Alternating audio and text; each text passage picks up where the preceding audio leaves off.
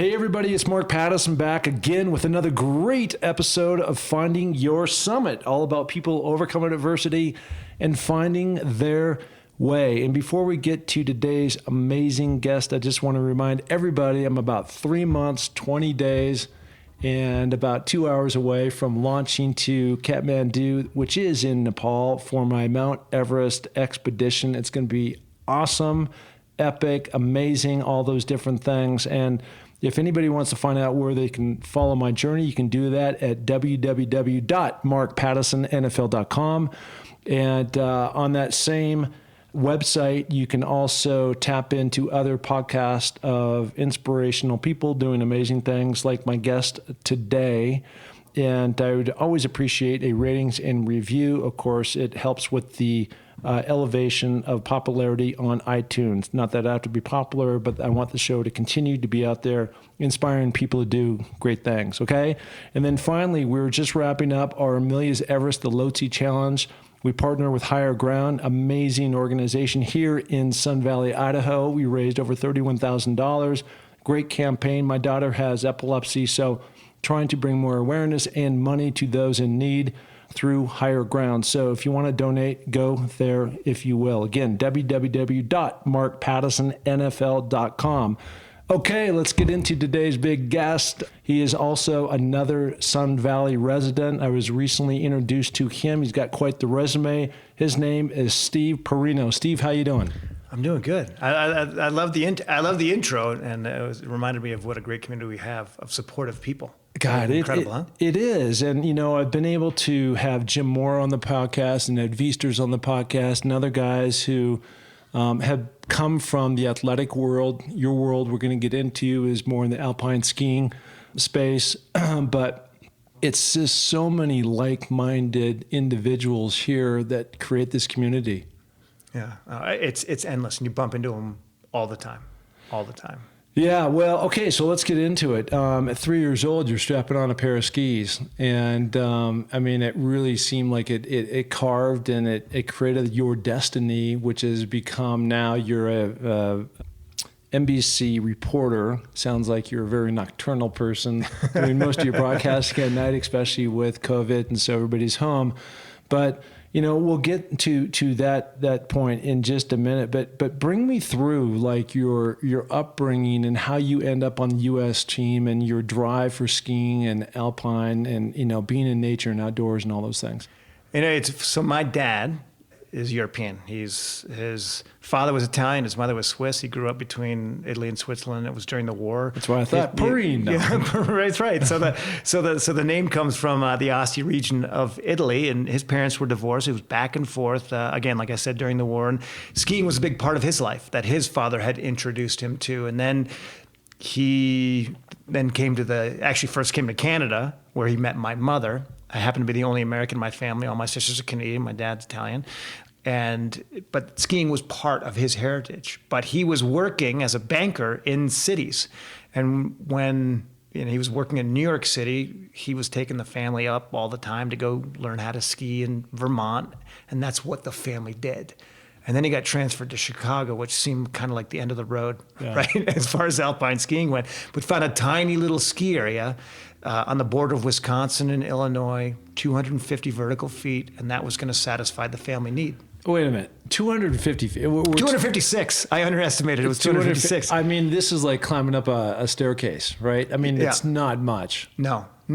But here's the reality, is that if you look at all the great, not all, but many of the great ski racers in the world, it all started in places like that in many ways. And it's these sort of fundamentals, and you're not distracted. I mean, if maybe you have a different opinion, but if you grew up in Sun Valley, you might have, you're kind of spoiled, right? Life is good. Yeah. You got these incredible mountains, and sometimes it's hard to do the basics, do your arithmetic, if you will.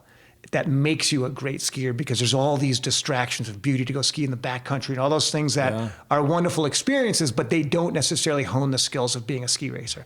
And so without those distractions, that's sort of what I became. In fact, Lindsey Vaughn's dad, when I was 6 years old, was one of my coaches. Is that right? Yeah, and she comes from a tiny little ski resort. And I don't pretend to compare myself to her success, but a lot of the greats come from these tiny little places where they practice the fundamentals. And then in terms of passion, right, which if you want to reach a high level in anything, you got to have the passion. And it's so from Wilmot Mountain, everything else seemed like the greatest place I had ever been.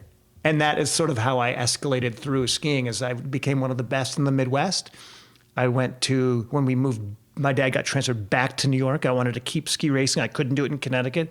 I went to a ski academy, Burke Mountain Academy, the first ski academy in the country, where Michaela Schifrin 100 years later attended. Yeah. But that mountain in the Northeast Kingdom of Vermont seemed like nirvana because it was 3,000 feet. It's Mount Everest. Yeah, she was huge. No, not 3,000 feet, 1,800 feet. Yeah, 1,800 it's feet. still Mount Everest. Yeah, exactly. Right? And so I just thought that was the greatest thing in the world. So you mentioned a lot of big name skiers have come out of very small spots. Give me a couple names. Well, anyone that, again, if you followed ski racing, you might know the name Lindsey Vaughn. Yeah, of course. Right, the most successful female World Cup skier of all time. Came from just outside of, in fact, the ski area there is located between a trailer park and a car dealership. It's not sexy. And there's now he's 95 years old, a guy named Eric Seiler, an old Austrian who's been coaching there since the beginning of time. Yeah. And he obviously it's not the environment only, it's the people that can pass along this passion.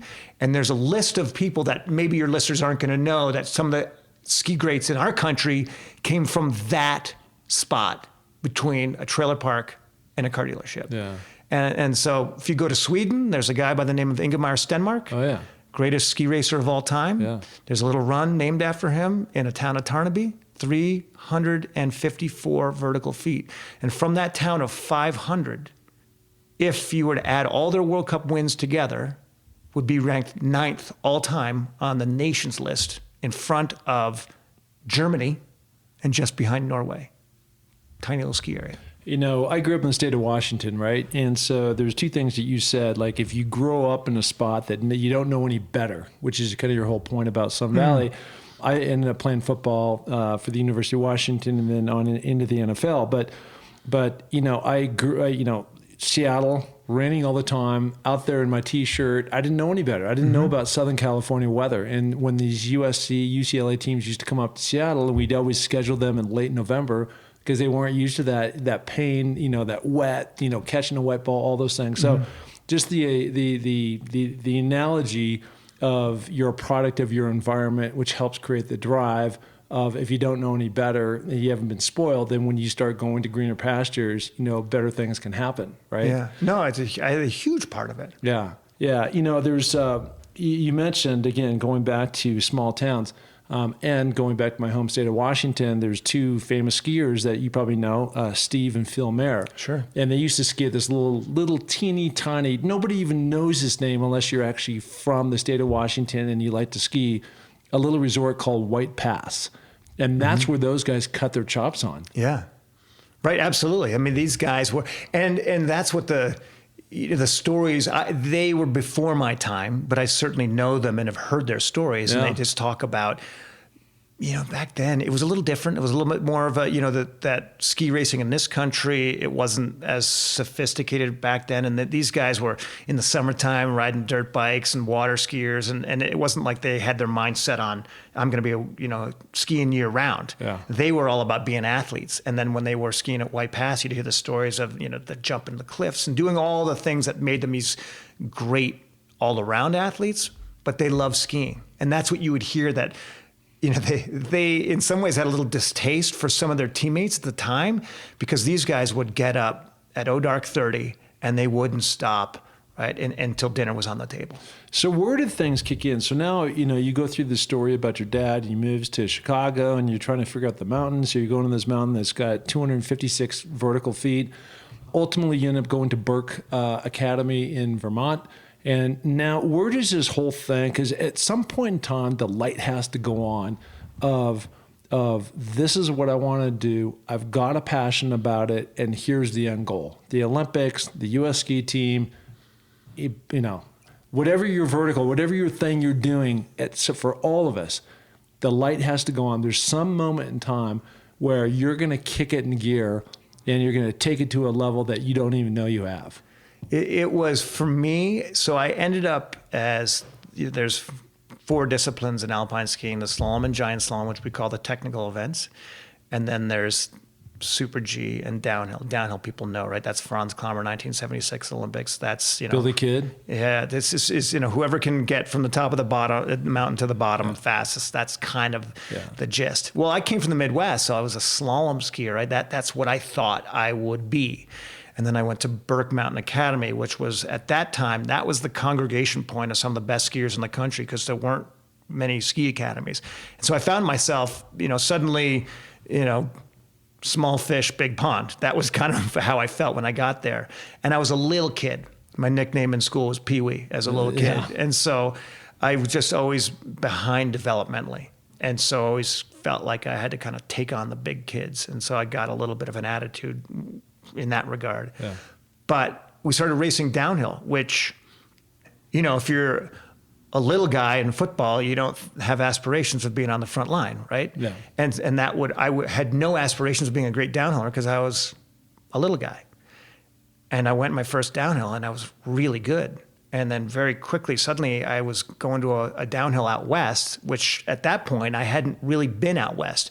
And as I said, I grew up on these tiny little ski areas, and I was in Beaver Creek, Colorado at this downhill that was 2 minutes and 30 seconds, which that would be my Everest plus, right? That is long. And I was in... That means top to bottom in 2 minutes and 30 seconds. Yeah.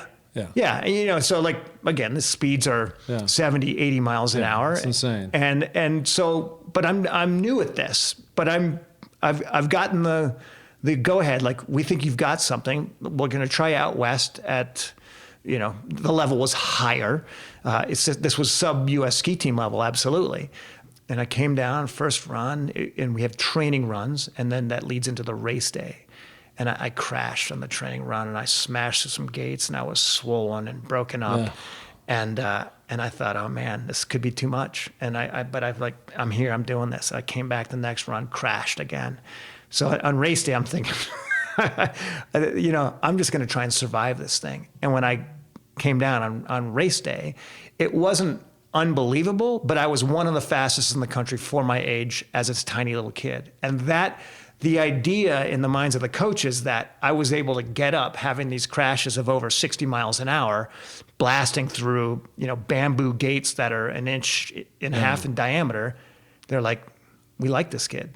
And suddenly then I had this, that was my moment. If you ask what my moment was, that was, hey, I'm a downhiller. That is who I am. And then it was a self-fulfilling prophecy from there. It was as you're going through this, you know, you brought me back, and any listener who is old enough, I don't even know when they went off the air, but there was an old show on ABC called Wide World of Sports. Oh, yeah. And they used to have this whole tagline about the thrill of victory and the agony of defeat. Yeah. And through the thrill of victory, I can't remember what that image was, but it was something amazing, right? And then the agony of defeat is where this guy is flipping over and just a train wreck, you know, going down the mountain, crashing into the fences and all busted up, and it's awful, right? Yeah. And as you're describing that, and I've seen Lindsey Vonn in particular wipe out, because I mean, literally to be a champion, the difference between winning and not winning is that out of control void in there somewhere, right? That you're not really in control. You're just barely navigating the skis down the hill and going as fast as you possibly can go. And any small thing that goes off the rails, you're toast. Yeah, and it is true, and that is mitigated a little bit over time when it becomes, you know, when you're a veteran and you've sort of learned to create a little bit of more space between you and the edge. Lindsey Vonn's unique in that I've never ever, male or female, seen a skier, known, frankly, an athlete, that has gone over the edge so many times with catastrophic results and then returned to the start so quickly with that same appetite to do the same thing again. Wow. And that wasn't me. And that is ultimately what led to my demise. I mean, yes, I was a downhiller in the general sense. And there are far fewer people that have kind of that. I mean, they've tracked it. There's like a speed gene. There is people that appeals to. It doesn't send up the caution flag immediately when you're faced with it.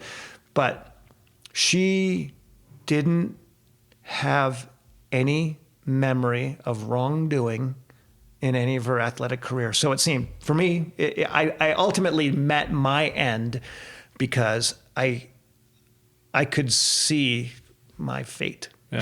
Yeah. I could see my fate. And it's real. It's real because you actually have experienced those different things. I was mountain biking in the Santa Monica Mountains years ago and happened to bike upon her and her commercial team producing something for Nike or somebody. And I just couldn't believe how big a girl she was. I mean, she's a big gal. Yeah. Not obviously fat, but just she's just a powerful chick, Yeah.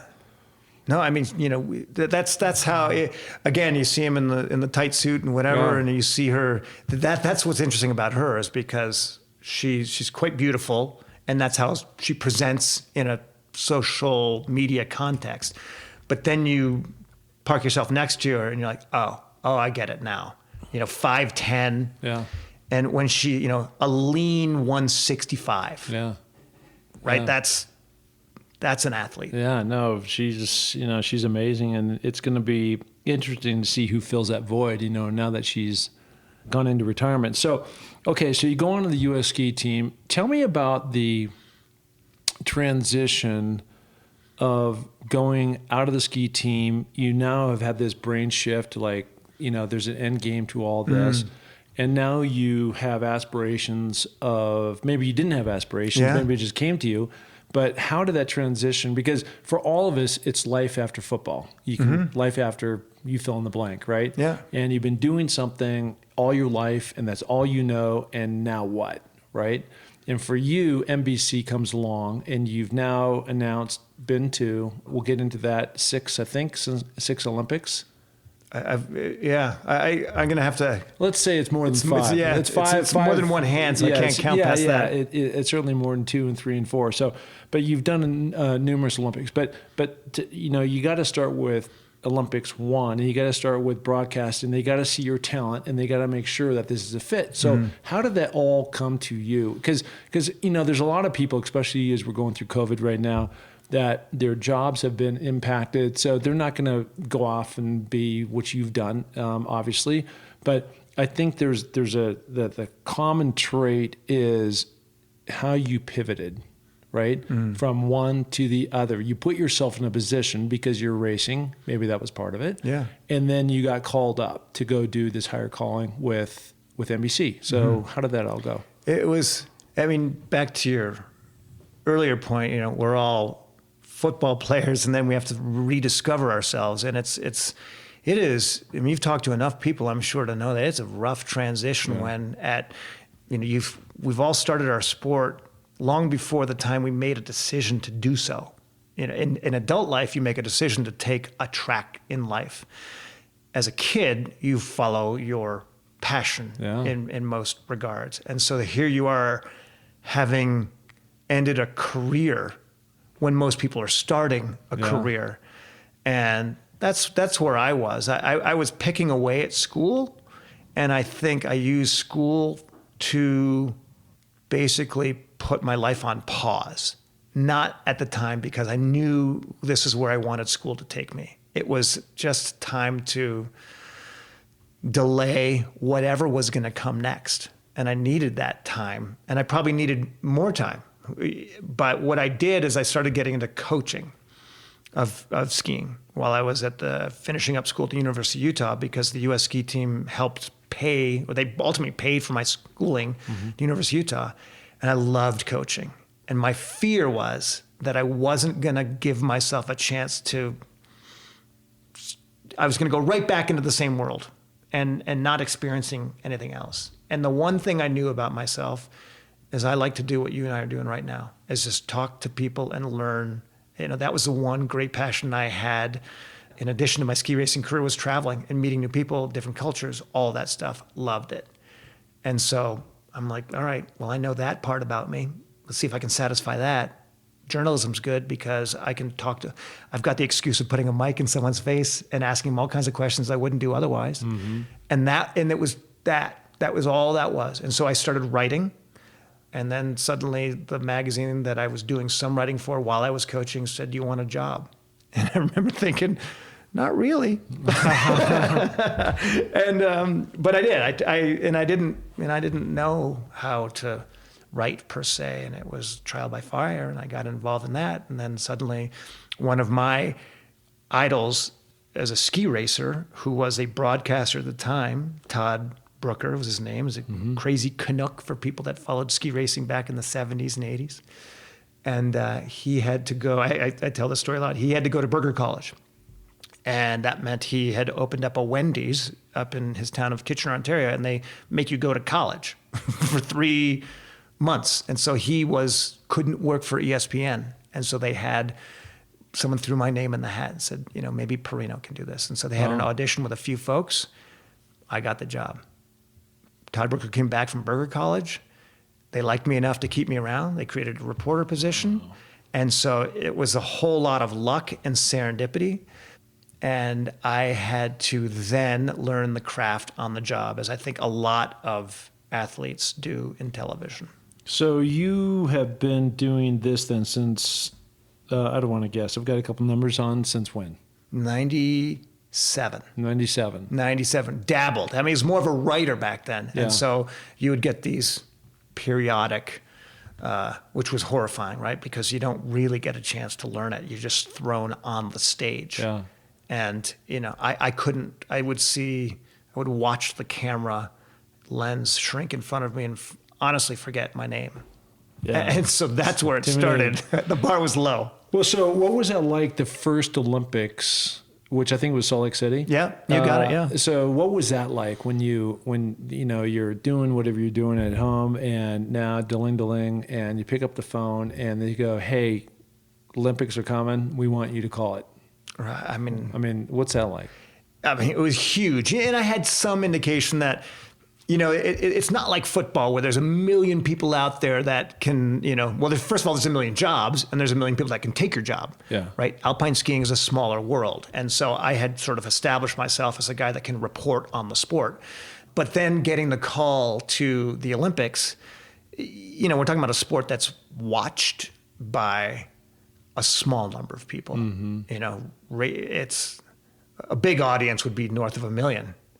And then you go, and the audience at the Olympics, of course, can be 60 million. Yeah. Right. So it's a whole different deal. And they gave me a role that did not exist in alpine skiing, which was to interview people in the start. And I could not have been more horrified, because those are the hallowed walls. You don't talk to people. You don't get eye contact with people. That's just not what you do. Meaning because they're getting in their zone. Yeah. I mean, right. Those walls have been broken down, but at the time, everything's evolving and changing, right? Yeah. It's, you're not going to sit there next to Belichick and interview him while he's calling the game. And that was kind of how I felt, that I was going to be asked to talk to guys like Darren Rawls and Bodie Miller right before they went out of the start. Yeah. And this is not a game that's played over 90 minutes. Yeah. It is like that focus becomes laser-like. And we had come to, in our sport, revere the time before that start as that is off limits. So understanding all that, did you understand what they wanted of you, and then did you go approach either the coaches or Bodie or some of these other guys and go, "Look, this is what they want. Can I have it?" I mean, how did you? Yeah, I did. I figured out a way to fudge myself through it, because I said, you're asking me to do something that's not been asked before at a time when the pressure is greatest on these athletes. Yeah. It's like, for all of us involved, this is horrific. So what I did, as I recall, it's been some time, but I asked them to do the interviews taped 20 minutes, like when they came off the lift. So to give them their space between the start, when I talked to them and then when they went. And it's a very awkward, when you talk to someone before their event, they're glaze-eyed, right? Their mind is on the task.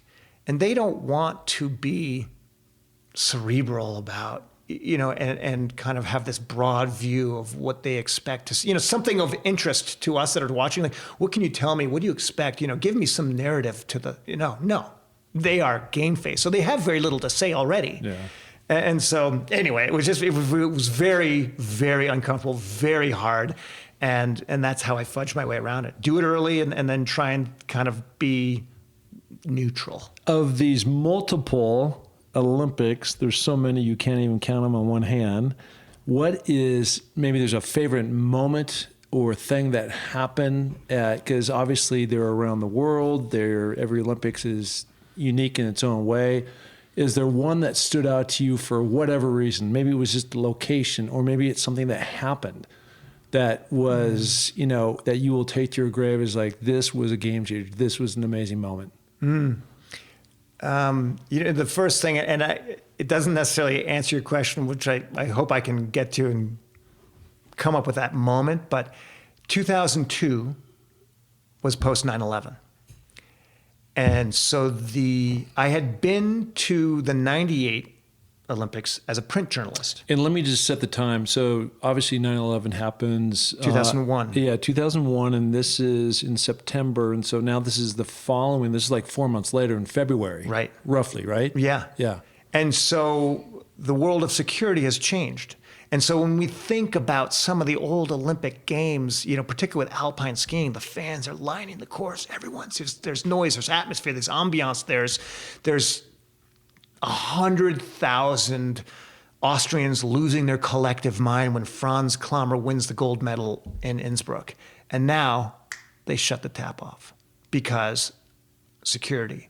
You need to go. We would get up at 3:30 in the morning to leave Salt Lake City to go up to Snow Basin because we had to go through Mag and Mag. We had to go, with our cars. And then you'd go up on the mountain, and the mountain was shut down. There's snipers up on every ridgetop to keep people from getting in.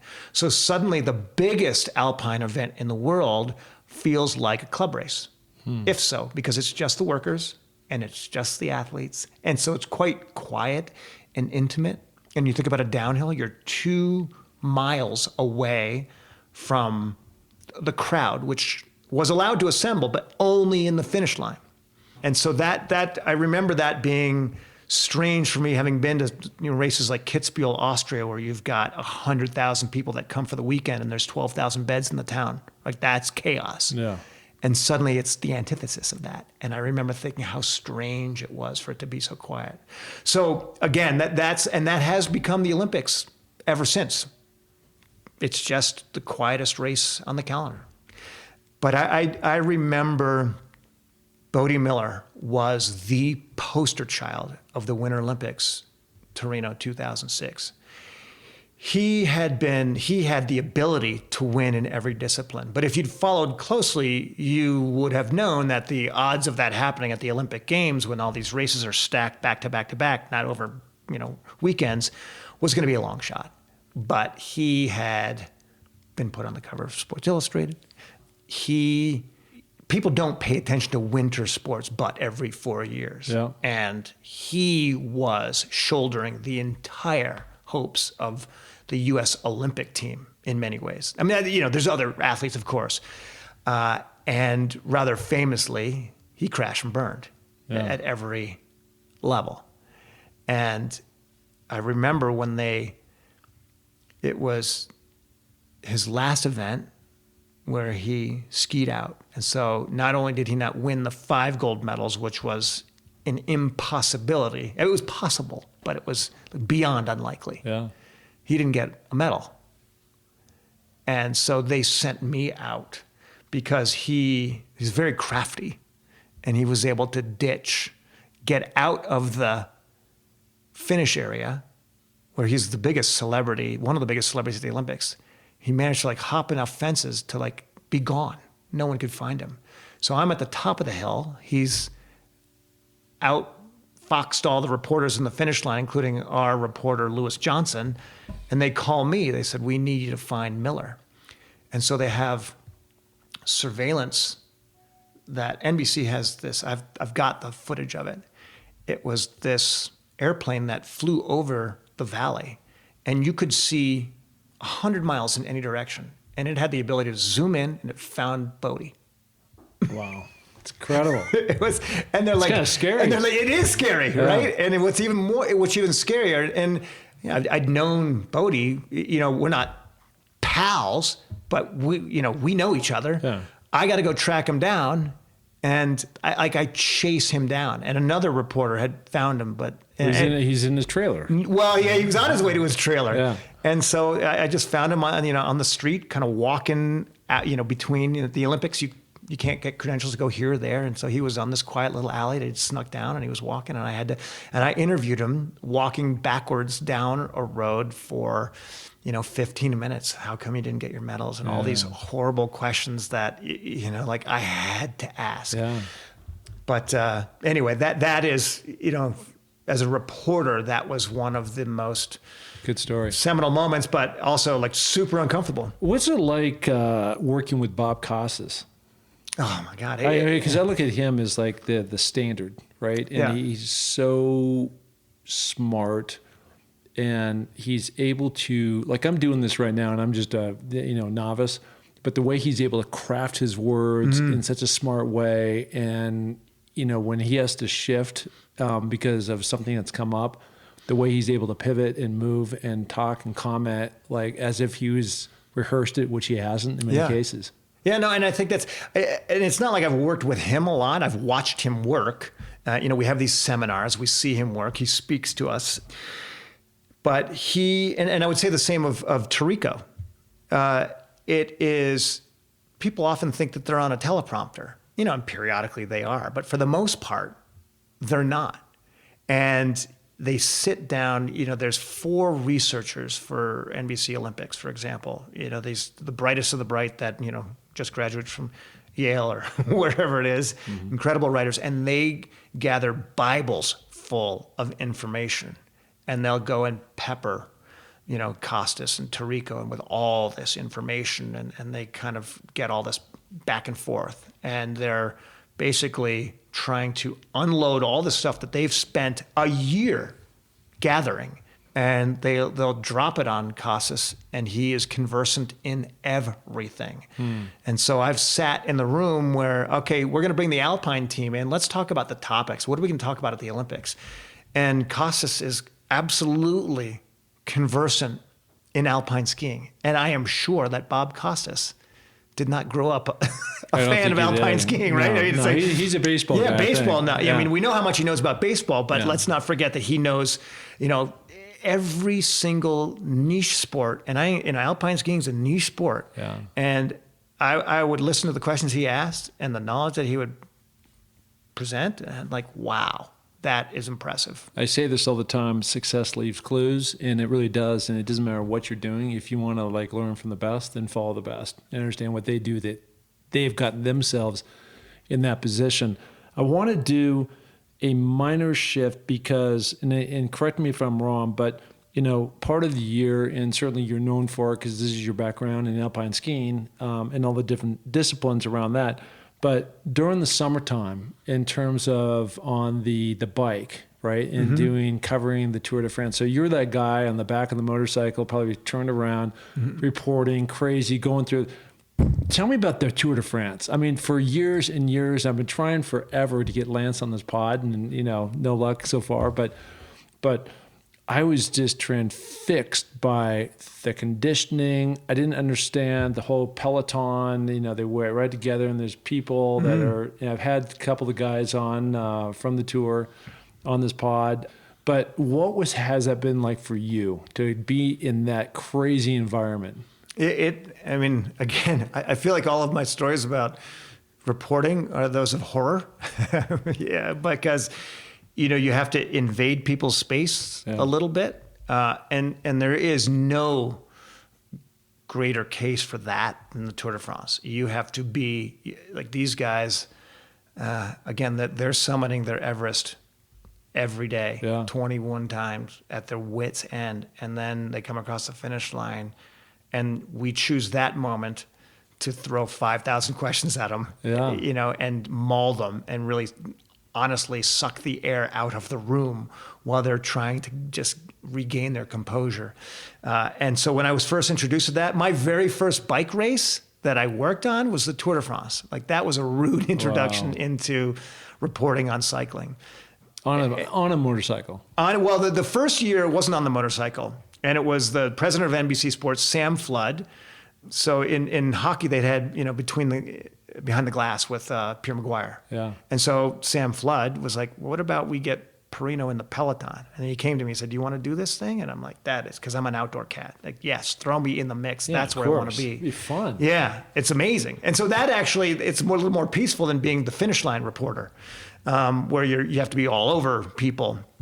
And cycling, that's not my wheelhouse. That's not my world. I had to learn that from scratch. I had to, do like Bob Costas does with 1,000 sports. Yeah. It was everything I could do to do it in one.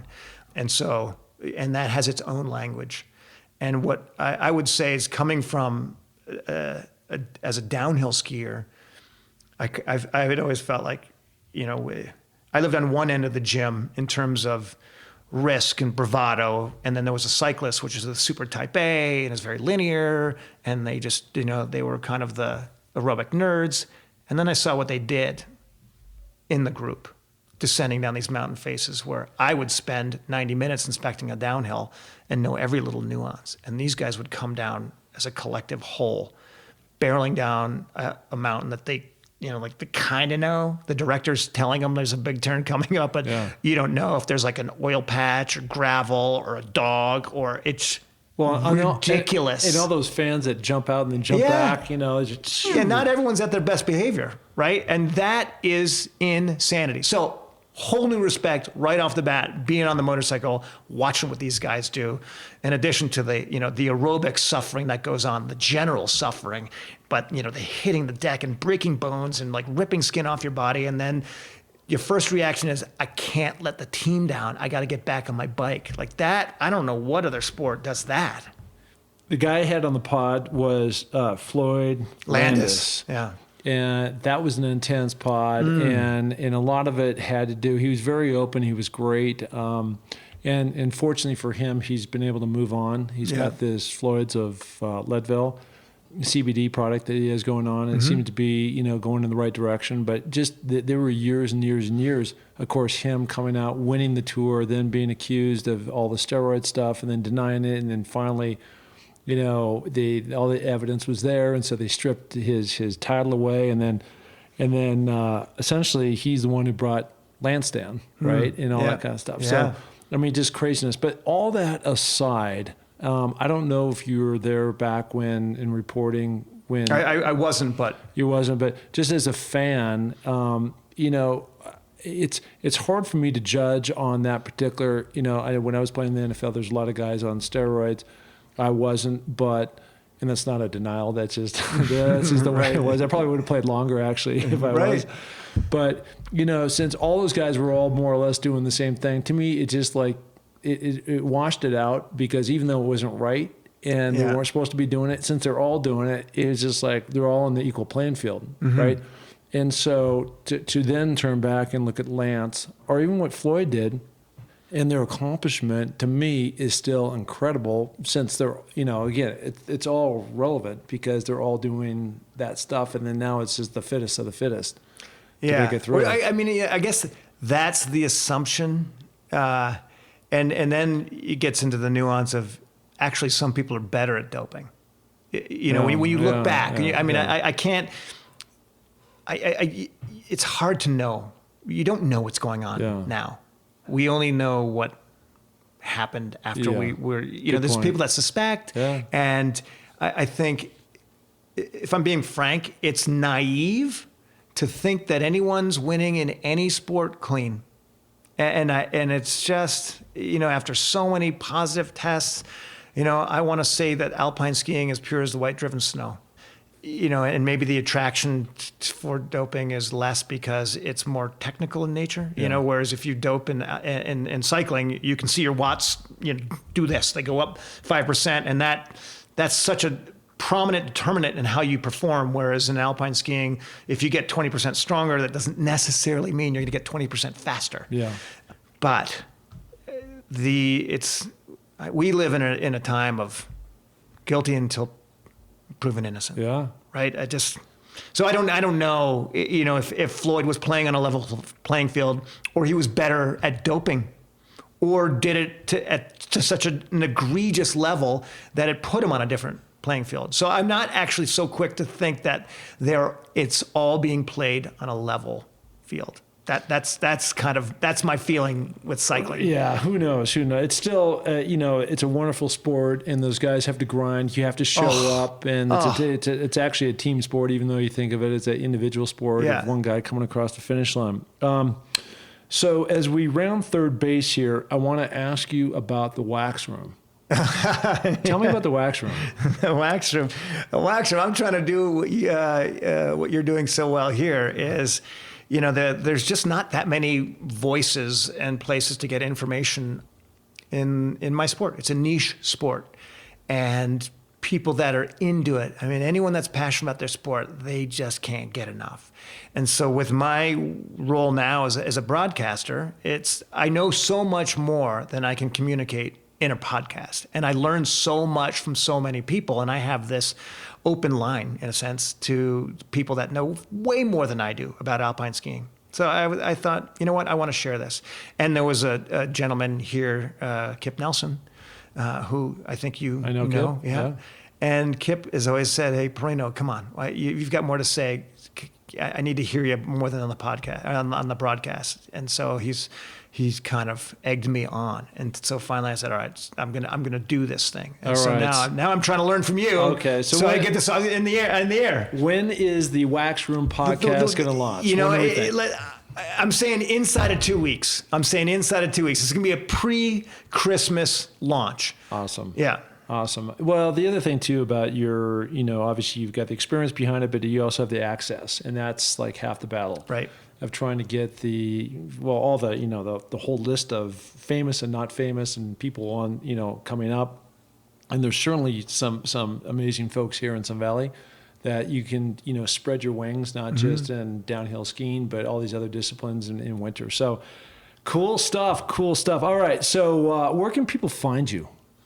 Where can people find me? Are we talking about the Wax Room, or are we talking about broadcasting? Anything. It's just, maybe it's your Twitter handle. You know where they could find me there? I'm in my garage. You're in your garage. All right, so everybody come to Sun Valley. I want you to go in his garage, all right? I mean, that's what the world of COVID is actually my dream come true, is that I no longer, so much of what I do is going to the studio, NBC Studios in Stamford, Connecticut. And so I would travel basically 2 days out of every week. I'd be flying back and forth. And so now, because of COVID, and what's happened, so many of the sporting events that people are listening to already, even broadcast teams are in separate parts of the country. Yeah. And there's a production team that's in Stamford, Connecticut, and all through the magical engineering of NBC is that we're doing it from our homes. In my case, I had to get rid of all my bikes and buy a shed and get those out of the garage and trench an Ethernet cable into my garage. And so between the Wax Room and my Peloton bike is my NBC studio. Yeah, you know what? That's all you need. Right?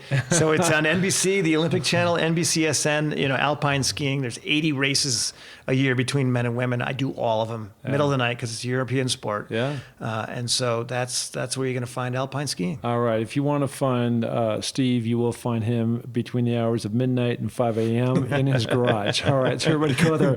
All right, buddy. Thank you so much for coming on the pod. Really enjoyed it. Oh, my pleasure. Good fun. All right. Awesome. He is the one and only Steve Porino. Thank you.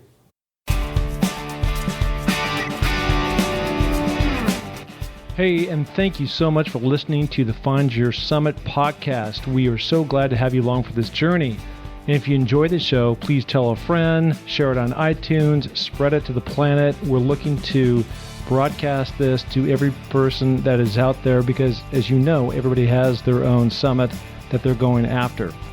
Okay, if you're looking to follow my journey, you can find that through my social links on markpattisonnfl.com. That's Mark, M-A-R-K, Pattison, P-A-T-T-I-S-O-N, NFL.com.